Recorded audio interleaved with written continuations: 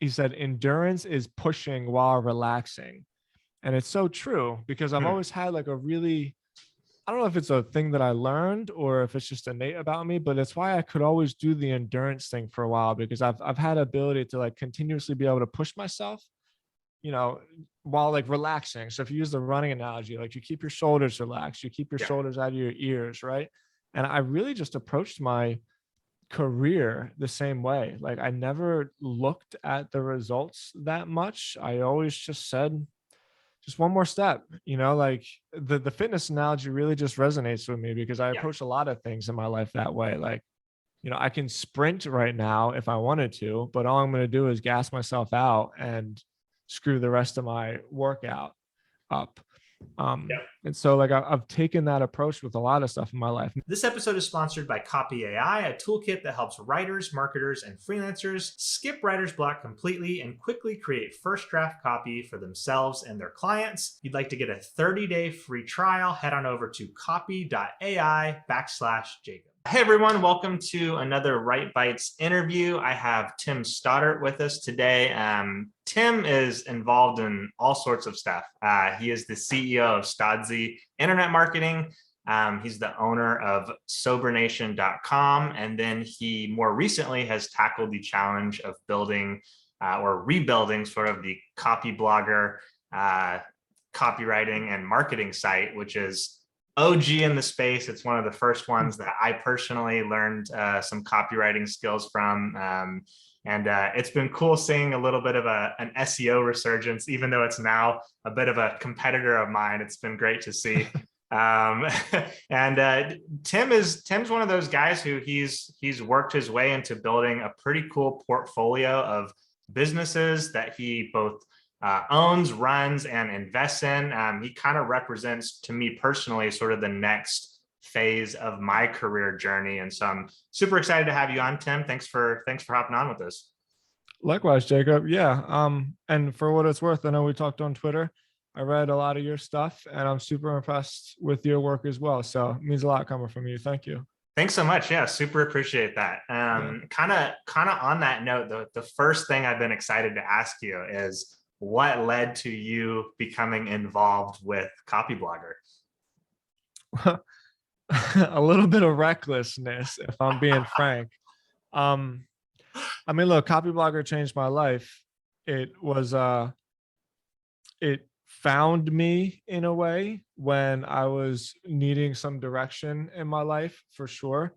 Yeah. I'm not like educated necessarily. Well, not by like certification. I'm plenty educated in my own way from sites like Copyblogger as a perfect example.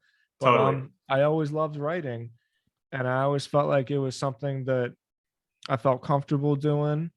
I felt like I believed in my ability to write, like I felt confident in my in what I could present to people. And I was starting my own online business. And I had no idea what any of that looked like. And so I would go to, and this was 10 years ago. This was 2011, probably in February that I first discovered Copyblogger. And I would just go to the website every single day and I would read every single article. And it was bad. Like I would blatantly copy just the framework of it.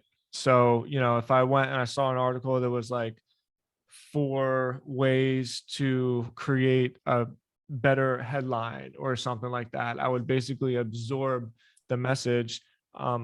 It wasn't so much the message, but it was a lot of like the formatting, because online content, the way that you actually like visually format your content Yeah. is very important. And I would just take these frameworks and I would read it and then mix it up and apply it to the business that I was building at the time. And so yeah, like that site really, really changed my life. I know it's a strange thing to be so like emotionally invested in like a website, right? Especially a random ass website about copywriting. Like, it's not like it was some like motivational speaker, right? It's very technical. Yeah. But I built my career around the stuff that I learned from Copyblogger. So 8 years later, maybe I moved to Nashville 2.5 years ago, just about. And through my podcast, I was able to interview guys like Brian Gardner, who was one of the partners at Copyblogger, is the founder of Studio Press. I was able to interview this guy named Daryl, who I found out lived in Nashville, and come to find out that Daryl had bought some equity in Copyblogger, and I just saw an opportunity. I save all of my money basically. I'm like one of those overly frugal people for no reason, and and I I'd idolized Brian Clark, basically the founder of Copyblogger, and I guess 2 years, not that long, about a year before I officially became involved in Copyblogger, I reached out to him about a site that he was doing called Your Boulder. It was like a local media website. And I had a lot of success online with building online directories. And so I was like, hey, I know that you don't really know me. Like, we talked on Twitter a couple of times. I think I can monetize this site really well by building like a local business directory. And so he and I started working together. And that was like a dream come true to me. You know what I mean? I was partners with Brian Clark. This guy was like my idol. Totally. And so I think I earned his trust, and I think he saw some of the work that I was able to do and some of the results I was able to generate in terms of search traffic. And a year later, it wasn't really working out with Brian and Daryl at Copyblogger. And so I just went for it. And I approached Daryl. I said, hey man, I think this is meant for me. And now it's just me and Clark. It's me and Brian. And yeah, we're kicking ass on this thing. That's awesome. Yeah, thank you. That's really cool. So you basically, you connected via sort of your content marketing efforts, and then looked for an opportunity to add value and shot your shot. I did. And that's actually one of the reasons why I think podcasts are so cool. I've taken a break from my podcast. I'm sure, as you know, it's really like exhausting in a lot of ways. Like, I don't want to sound so pretentious, like, oh man, my life is so hard, but it's grueling because you always got to find guests and the editing and stuff like that. It's a very grueling process. Yeah. And I've done about 200 interviews, and I've never made a single dollar from my podcast directly, but I got to make somewhat of a relationship with a guy named Ramit Sethi, who founded IWillTeachYouToBeRich.com, which is like a huge idol of mine. I never had Clark on my podcast, but through Brian Gardner, I met Brian Clark, and I had this guy named Johnny Naster. He used to run this website called HackTheEntrepreneur.com. And he was part of the whole Copyblogger squad like years and years and years ago. So I got to meet like a lot of my idols through doing my podcast. I even got to interview Seth Godin, who was really like, holy shit, Seth Godin. I was so nervous before that.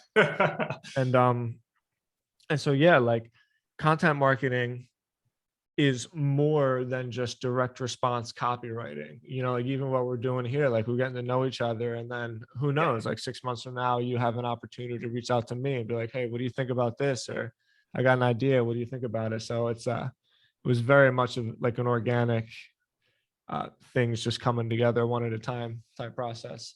That's amazing. And kind of, you mentioned the first site you were working on where you were sort of developing some of these writing and SEO skills. That was Sober Nation, right? Yeah, correct. So SoberNation.com it's a blog, basically. I mean, it's turned into a lot, but I'd mentioned earlier that I was at a place I was like really looking for some direction in my life, and it's always a strange thing. It was like, yeah, I got my entrepreneurial career because I was like a degenerate, terrible drug addict that was like half dead and like in and out of jail, right? But I'm very fortunate for those experiences because it brought me to like this better way of life, and through a strange meandering path brought me basically to Copyblogger and taught me about online writing, and since then I've built my whole life around it.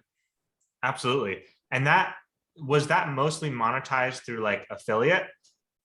Sober Nation? No. Well, Sober Nation, a lot of people are shocked to hear this, but Sober Nation has been a terrible business. Really? Yeah. It's only up until the last 3 years that like I finally figured out what I was doing. And like I really, really mean that. Yeah. So here's how Sober Nation came into fruition. I was getting sober. I was about a year sober. I moved to Florida. I'm from Philadelphia. I had a cousin who was also in recovery, who lived in South Florida. And so I was kind of just sleeping on his couch. Like I had nowhere to go, right? Yeah. And so I'm in Florida. I meet a group of people who are also kind of getting sober and turning their lives around. And a friend of mine worked at an ads sales room, basically selling advertisement. And one of the ways that they would find local businesses to call and sell ads to is to Google country clubs. And they would just make the assumption that some of the local businesses that were around country clubs tailored to like a higher end clientele. And so they were good businesses to advertise to. And so I don't even know what the website was. He approached me one day. He's like, hey, look, there's this website where they have this whole directory of country clubs, and we should make something like this with a directory of treatment centers. Because the recovery community has changed a lot in the last 10 years, but even 10 years ago, like it was not cool to be sober like it is now, you know? Yeah. And so there just wasn't a lot of information online. And he said that to me. I was like, you know what? That's so funny you say that. I started this blog like 8 months ago. I've been writing about getting sober and like what that's like. And I'm starting to get random emails from people that are just reading some of my work and being like, yeah, I feel the same way.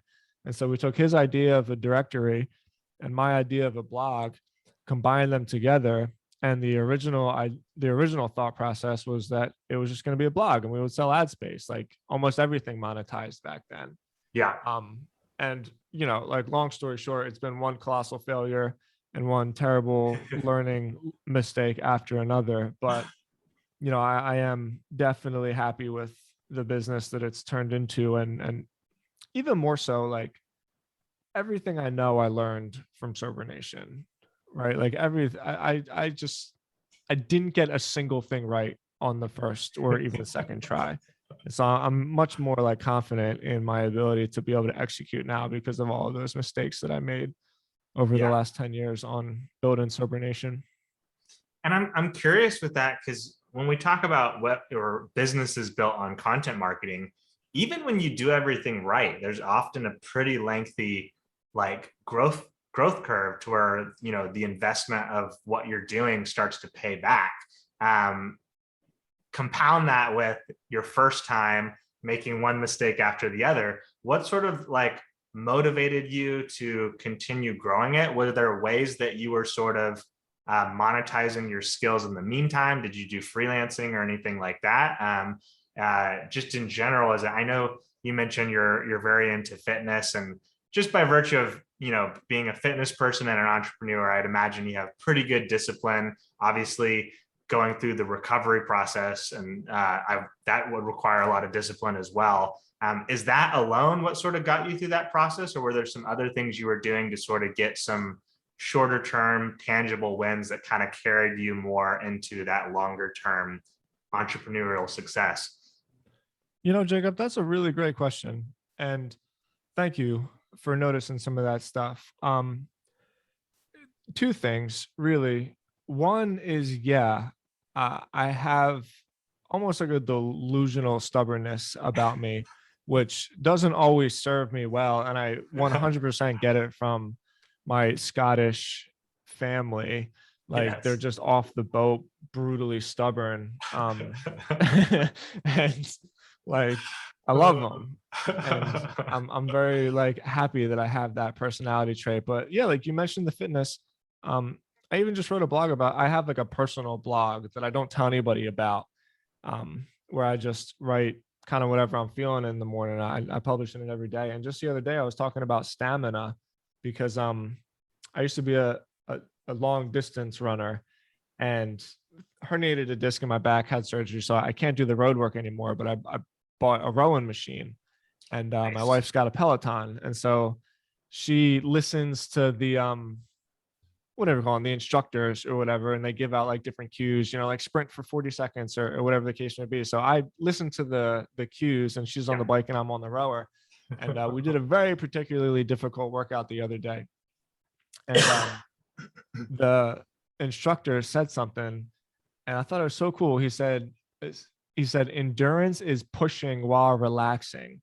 And it's so true because I've Hmm. always had like a really, I don't know if it's a thing that I learned or if it's just innate about me, but it's why I could always do the endurance thing for a while because I've had ability to like continuously be able to push myself, you know, while like relaxing. So if you use the running analogy, like you keep your shoulders relaxed, you keep your Yeah. shoulders out of your ears, right?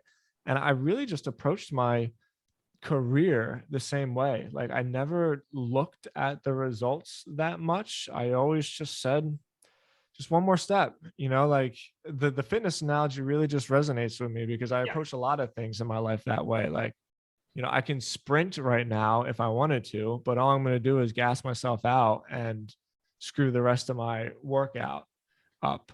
Yeah. And so like I've taken that approach with a lot of stuff in my life. Now, let me answer the second part to your question. Everybody has to make a living, right? And so I definitely did a lot of freelance writing.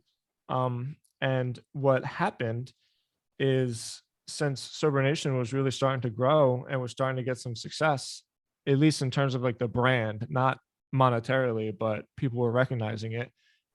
Treatment centers would reach out to me and be like, hey, like such a crazy thing. You're growing an online community of people that are struggling for help and are looking for resources. And I know it says like it was so long ago, it's just 10 years ago, but this was like just when Facebook was starting to get invented, right?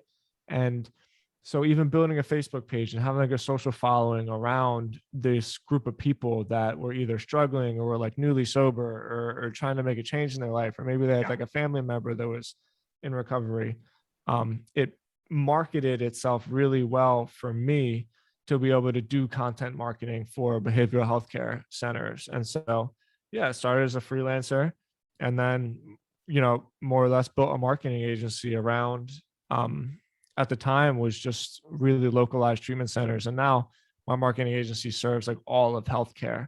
But the whole entire premise presented itself simply because I was able to write content that like appealed to people emotionally, got them involved in like a tribe, and then that tribe like attracted businesses that says like, hey, like would you be able to do that for me? And so I said yeah. That's really cool. And it very much mirrors my memory of what made Copyblogger so special was that Yeah. there was such a sense of community around those articles. Like any new article you showed up to, or old or new, is just like packed with comments, and like you see a lot of the same faces. It just felt like it wasn't just like a one-to-many blog. There was that community feel to it, which I think um was very driven by the style of writing, and it sounds like you were able to emulate that with Sober Nation. I tried. Yeah. I think that's probably true. Like everything Copyblogger did is what I tried to do. Yeah, And I built a good community around it as well. So I think it paid off for sure. that's awesome. And with freelancing, were you was it mostly generated through the content marketing you were doing with Sober Nation, or did you spend time sort of pitching? Did it kind of start from someone? You kind of mentioned someone reached out to you about some of these treatment centers. Did you then like sort of like look at, like, you'd work with one and then kind of use that as a baseline to go pitch other lookalikes, and then was there kind of an intentional process to that, or was it more just you just got a bunch of leads from the content marketing? No, it was intentional. I think Sober Nation gave me the idea. Yeah. Um, I've mentioned this story in a bunch of different podcasts because it was like a really pivotal moment for me. But there's this guy named Mike Ramsey who owns an agency called Nifty Marketing, and he used to write these really really long like epic guides on Moz. And I would read Moz a lot back then too because Copyblogger is not necessarily like an SEO type thing, Yep. and I always really enjoyed SEO. And so I would mix the approach with like conversational fluid content that fills some technical um guidelines basically to help it rank. And so Yeah. anyway, I was on Moz a lot and I read this guy Mike Ramsey's article, and he talked about how when he was starting an agency, he was talking to one of his mentors, and his mentor said to him something along the lines of, there's like 30,000 agencies in the country. why are you going to be any different? Like, why would anybody choose you? And it was in that moment that he knew that he needed to be specific, which is why he did local. And now all he does is law, actually. All Okay. he does is work with law firms. And, Yeah. they're a huge, huge agency.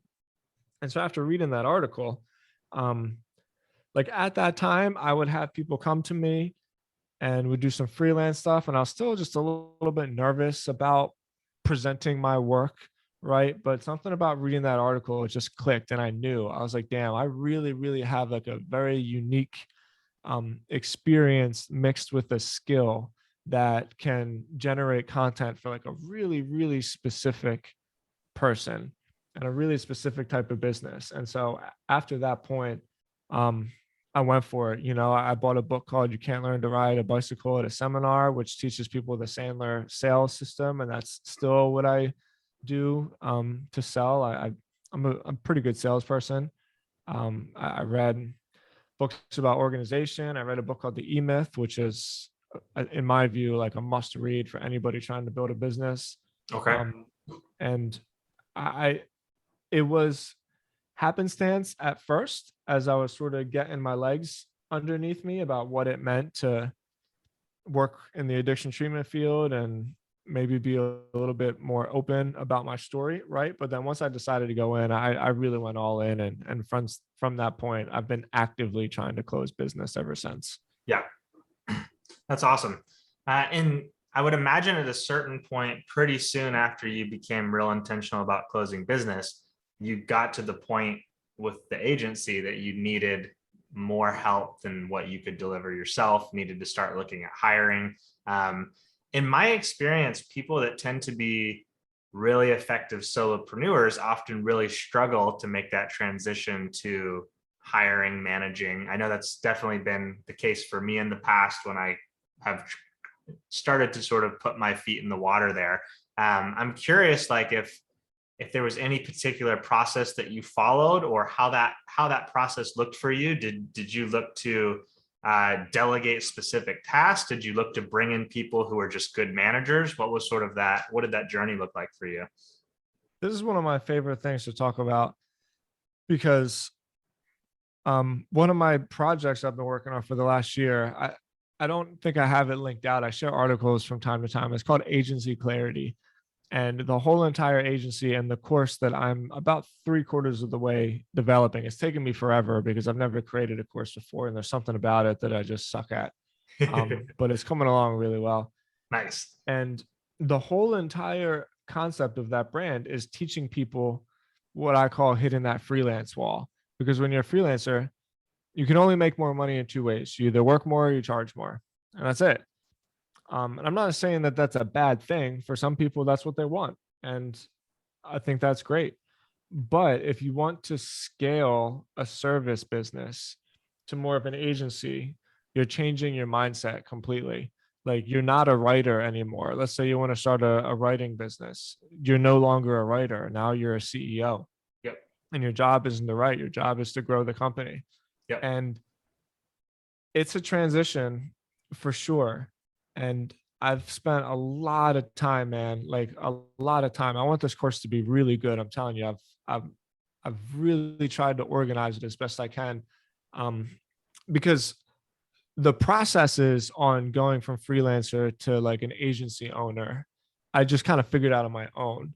But I needed to figure out how to really define them so that I could explain them to people in like, little bite-sized chunks that were easy to articulate, but also show examples. And so what does that mean? I'll give you a couple of examples. One of my lessons is called Every Soul Plays a Role. And what I'm going for with that title is when solopreneurs, freelancers start hiring people, you usually need to hire generalists, right? Because a bunch of different people need to do a bunch of different jobs. Yeah. But I say once you get to like 3 or 4 people, you have to stop doing that, because although you're going to pay more money in the folks called payroll, just because you have more people, you're going to be able to scale better because every single person that you brings in is in charge of one specific task. Yep. And so to scale an agency, you need two things. You need accountability, which means people know exactly what it is that they're responsible for, and you need efficiency, which means that your workflow flows through a system, almost like an assembly line. And so a lot of people don't like to hear it because we think of agencies as being very creative. And sometimes there's creative agencies, and like there's a place for custom work that isn't systematized and doesn't follow a set of processes. But if your goal is to make money and build a business that has scalability through service, then you have to follow some of these procedures that I put together, man. So there's like there's a lot to it. I'm not trying to simplify it. And that's just one example that I used. But really what it comes down to is this: you need to build systems and processes so that your workflow follows an assembly line. Because as an agency owner, that's actually what your product is. It's not the website that you build. It's not even necessarily the results that you generate. It's your ability to create action, basically, like movement. Services. Yeah, exactly. It's service. And like that's the thing that people don't understand. Like your product as an agency is the efficiency of your workflow. And that's, once you change your mindset from like I need to write the best content to like I need to make the most efficient systems, that's when your agency will start to really like scale and make some money. Totally. Yeah, you mentioned the role of SEO there, and how, you know, it's a little bit different than the writing side of things. I'm curious, you also mentioned Moz. Was there something in particular that motivated you to dive into SEO? And would you say, sort of at this stage in your career, is SEO expertise the primary thing that you like when you were talking about partnering with Copyblogger? Was that sort of the primary like expertise that you were bringing to the table in that, or is it a little bit different than that? It's that. So why do I love SEO so much? There's a few reasons why I love it. I love it because somebody wins, and I think that's really cool. I like that it's a zero-sum game. There's only one top spot. And granted, that's like times infinite search queries, right? But I think we can all understand what that means. I also like it because, I mean, no big tech company really cares about you, but in my experience, Google isn't the one to totally pull the rug out from underneath you. So the bait and switch from Facebook in whatever it was, 2013, that really, really screwed me up. I spent years building a Facebook audience, and you know, I think at the time we had like 50,000 followers for Sober Nation. And I would post an article and I would post on the Facebook. And I kid you not, man, I used to love doing it. I would just sit on the Google Analytics live and just watch all the people come to it. Yeah, for sure. And then like the very next day, I would do the same exact thing and nobody would see it. And I just remember thinking to myself, this is so dirty. Like I spent years building this Facebook page, and literally overnight it was more or less worthless. And so, you know, Google's got its own problems because of algorithm changes and stuff like that, but there's still something to it where it's always like recoverable. You just have to constantly make adjustments. And so, okay, like I trust it more. So I think from just a practical standpoint, like it's really, really stupid to build a brand or rely on Twitter or rely on Facebook, even rely on like Substack and stuff. Like it's so stupid. And it's not to say don't use those things. It's just you got to own your shit. But then the other part about it, which I really liked, is the intent behind it. Because I realized one day, years ago when I still lived in Florida, back when streaming wasn't so popular, and you remember you used to get together with your friends every Sunday and like watch Game of Thrones and stuff like that. We don't do that shit anymore. We just watch it whenever we want to. But I hung out with all my friends on Sunday and we used to watch Game of Thrones. And or no, excuse me, it wasn't Game of Thrones, it was Walking Dead, because there were commercials in it. And I saw every time that as soon as there was a commercial was when people picked up their phone and scrolled on Facebook. And I remember thinking to myself, oh, like this is an entertainment platform. This isn't an actual like problem solving platform. And I just put the distinction together there that like people only go to Google to solve problems. It's the only reason you're ever there, and it's the only thing that it does. That's That's all very it's there true. for. Yeah, it's just Never like thought of it that way. it doesn't have to be a huge problem. Yeah. It could be whatever, but like I have a thing I need to figure out, and so this is a figure outing machine, right? Yeah. Where Facebook is just an entertainment machine. And so I realized there that I can just make a ton more money with a whole lot less effort by knowing what problems people have. And then by very nature of them coming to my website, I already know what problem it is that they're trying to solve. And so if I can present the solution to that problem, it's just a great way to build a business. Yeah. So I mean, so for Stodzy, we only get like 100, 150 hits a day, but all of those people are there because they have the problem that like they're actively wanting to pay me for. Yeah. So in my view, it's practical because it's safer, and it's more intent driven. So it's much easier to convert on search traffic as opposed to social traffic. Absolutely. Yeah, that's a really cool distinction that I never really kind of thought about. So much of my career has been built around Google as well. And I think I've always just thought that my content focus seems to be more on like instructional. And I just thought that was just the niche of SEO that I was more focused on. But now that you say that, like that kind of, it's the whole thing in a lot of ways. It's really fascinating. Well, that's exactly right, which is why no one can ever make sense of Google's algorithm, because like this is not science at all. This is just me staring at search results for years and years and years. Yeah. Because you think you know something, and then it's like this doesn't make any sense, right? Like this page should not be number one. Yep. But I just think that Google has figured out how to find a way to put content that solves the user's problems at the top, because you got to think it from Google's standpoint. If they're not solving your problem, then no one's going to go to Google.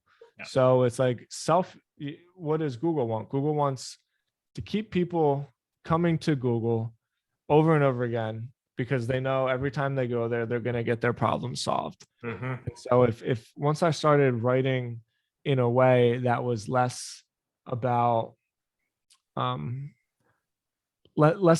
like even instructions or explaining or entertainment, and just thought about it like, what problem am I trying to solve? It changed everything for me. Absolutely. It's really interesting stuff. One question kind of similar, going back to the agency discussion and the expanding from single solopreneur individual to building this broader portfolio. You have 10 plus companies in your portfolio. How do you manage like multitasking and attention across all the different things you're involved in? Is it sort of like, do you sort of do things seasonally? Do you kind of try to put people in place to where you don't have to think about some of those businesses? I'm super curious as someone who's kind of trying to build my own portfolio, how you handle that. Yeah, well, the eMyth Revisited really helps. So I recommend everybody build that book. And like the truth, I'm not saying this at all to sound like I'm bragging. It's really not that hard. Like I work a lot for sure. I have like a strong work ethic, and I work probably more than most, but I still don't think I'm a workaholic. Yeah. Like I take care of my fitness and my health, and I spend time with my wife and my kid, and we go for walks every morning, like I live my life and we travel and shit. Yeah. So, for me, the trick really has been sticking in my lane, and I'm good at, I'm a good leader, really. Like, here's what being a CEO is. Being a CEO is basically making decisions. And that's the scariest thing for most people, is to make a decision, because whether you're right or you're wrong, you're the one that made it. Yeah. So have a great team. Like you can't do it without a great team. And I know I'm bouncing all over the place, but here's really what I'm getting at. To go back to this agency clarity brand, chapter 5 of this course is your agency becomes an asset, because I think one of the problems that a lot of agency owners fall into is they just get bogged down by their clients and they quit their job, right? And then all of a sudden they got like 20 different bosses as opposed to one boss, and every one of them is emailing them and they all got problems and everybody's like the most important person in the world. And like what I've been able to do is step away from all of that, so that sure, I have a service business that serves clients and generates revenues and generates profits, but in a way, what I've actually created is a production company, because I just get to use my clients' money to reinvest into either side projects or my own projects, or even things like I'll leverage my agency to say like, sure, like I'll build this website for you, but I don't want you to pay me, I want you to give me equity in it, right? So like what happens is, if you do it right, like you have to be really disciplined about following these systems and processes, because like what it requires is anti instant gratification, right? Because like you have to make a decision today that isn't going to pay off for like another year or two, and like it's hard. Yeah. But if you do it right, you don't just have an agency, you have a production company. And then with your production company, you have an operations manager, you have like a content person that can manage the whole thing. So more or less what's happened is I've treated a lot of these other businesses as though I'm like a client of myself. And in some cases, I even just pay Stodzy to do the work for me. And it's just a very, very powerful way to do it. So yeah, I work a lot, and I think I'm probably good at keeping track of shit in my mind. But more importantly, I really just stick to what I'm best at and leverage my team for everything else. Yeah. It sounds like it's like a relatively normal to slightly more than normal workload, but you're making everything that you're doing count towards building things that are going to bring return in, towards building assets, versus spending a lot of time on stuff that just, it's done. Maybe it's a short-term payout and it disappears. I think so. It's like, I hope they all pan out, right? Like there's definitely no guarantees, but yeah. But and I think that's another reason why being an SEO is an advantage, because I already know if there's a market in something before I do it, because the search traffic will tell me if it's there or not. So I never ever blindly take risks. I've had one investment that was significant that completely went bankrupt, and I suppose that's just part of the game. It doesn't really keep me up at night. I was just bummed out basically, because I really, really thought that it was like a winner. Totally. But like, look, media that generates search traffic, that generates emails, that sell services and products is just a winning formula. Yep. And like, sure, I may have a website in like local media, and I might have a website and like a bunch of different recovery stuffs, and I have a lead gen site for like moving companies, but like it's all the same exact thing. Yeah. Multiplied. It's long form content that generates search traffic, that collects email addresses, that sell services and products. So like I love it. it. And it makes sense that when your approach to making money online is so like repetitive and recurring, you build that agency to do a lot of that work for you. And it means you're getting to build things without necessarily having to do all the stuff yourself. You're right. Repetitive and recurring. I don't think I've ever actually used those words in that way, but yeah, like, so that's exactly what I'm talking about. Like my life is not some Gary Vaynerchuk madhouse, where I'm like stressed out all the time and I'm taking a million Instagram pictures a day. Like I don't have Instagram. I don't have TikTok. I've never been on TikTok. It's the same exact thing over and over again, as long as it's in industries that I'm excited about, you know. And look, sometimes I overdo it. Like I tried to do an esports brand. I just couldn't do it because I think esports Yes. is What super fun. sport? In esports. Yeah. Yeah, I was a StarCraft. Well, I still am a StarCraft player. It's the only Okay. game I've ever played. Yeah, I'm like an old school, real high level RTS nerd. I love it. Um, but just esports in general, I think is fascinating. And you know, like I started a newsletter with it and it was coming along and I finally had to give it up. Like I cannot manage this. But Yeah. but like you said, repetitive and recurring for me, it's a very manageable process. Yeah. Love it. That's awesome stuff. Thanks so much, Tim. This was super interesting. We covered a lot of really helpful things. Selfishly, especially for me, this is like all the exact stuff I'm thinking about right now. Cool. So really appreciate your time. For anyone looking to follow your work, learn how to be a better entrepreneur, what's the spot for them to go to? Yeah, go to timstodds.com. I still sometimes I miss a week, but I really do try very, very hard to write my own personal weekly newsletter. It's not a curated newsletter. It's basically just a blog post that goes out via RSS feed. Yeah. But every time I sit down and write, I ask myself, what did I wish? What do I know now that I wish I knew 10 years ago? Yeah. And so it's good. It's good stuff. So sign up for timstodds.com. And follow me on Twitter. I think Twitter is fun. Yeah. If you want or don't. Agreed. I've been having so much fun on Twitter. Yeah, it's a good time. I like Twitter because you get to meet people. Yeah. For real. You really just get to meet people. Some of it's kind of pretentious and you know, Like any social channel. like anything, right? But you just gotta take the good with the bad. But It yeah, definitely, man, likewise. it feels the least transactional right now. Like it just feels like people are still actually just looking to like meet people, you know? Yeah. And the other thing about Twitter, which I think is hysterical, which is kind of the good thing and the bad thing about it, is like nothing about it has changed in 10 years.